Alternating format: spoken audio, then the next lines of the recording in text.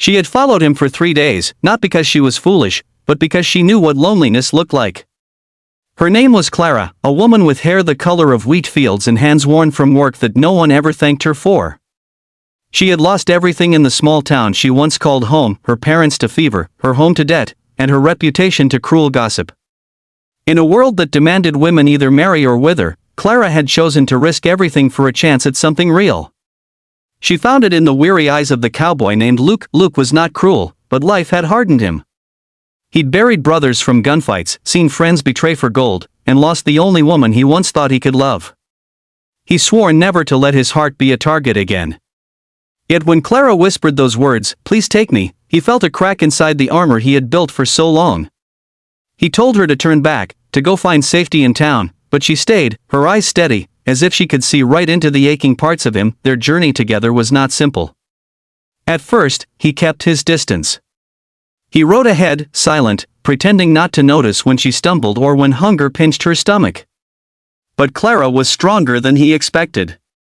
She cooked beans over campfire flames, tended his horse when his hands were too sore, and even sang into the night, her voice low and sweet against the backdrop of coyotes howling. Slowly, he began to let her in, not with words, but with small gestures. He'd gather extra firewood so she'd be warm. He'd ride slower so she could keep up. She noticed everything, but never rushed him. One night, a storm rolled over the plains. The rain fell so heavy it blurred the earth from the sky. Clara slipped while trying to secure the horse, and Luke caught her in his arms. For a long moment, they stood close, drenched, the world howling around them. His eyes searched hers, and he whispered almost against his will, "You don't belong in this kind of life." Her answer was steady, "I belong where I am wanted. And I want to be here." Challenges followed: hunger, bandits, and the ghosts of Luke's past. A group of outlaws once cornered them, men who knew Luke's name and hated it.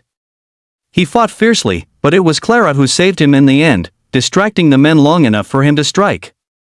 Afterward, as he lay bleeding by the fire, she stitched his wounds with shaking hands, whispering prayers into the night.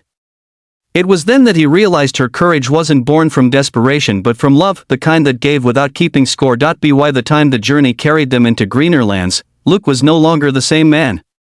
The loneliness had not vanished, but it had softened, replaced by something he thought he'd never deserve.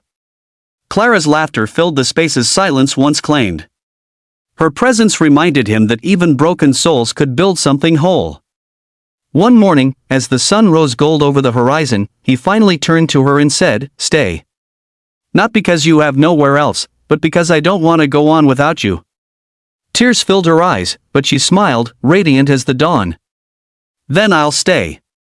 I'll cook for you, I'll bear your children, I'll fight storms and outlaws by your side, but most of all, I'll love you. That's what I came for." And so, the lonely cowboy was lonely no more. Together, they built a life not out of riches or glory, but out of the quiet strength found in companionship, trust, and devotion. Their love became the kind that turns hardship into story, pain into memory, and emptiness into home. So when you hear her whisper, "Please take me, I can cook, I can bear you children too," remember that those words were not a plea of weakness, but a vow of courage. A reminder that love is not about what we can offer in labor or legacy, but about choosing to stand beside someone even when the road is long and uncertain. And perhaps, dear listener, that's what we all long for, not perfection, not promises of ease, but someone willing to walk through the storms with us, hand in hand, heart to heart.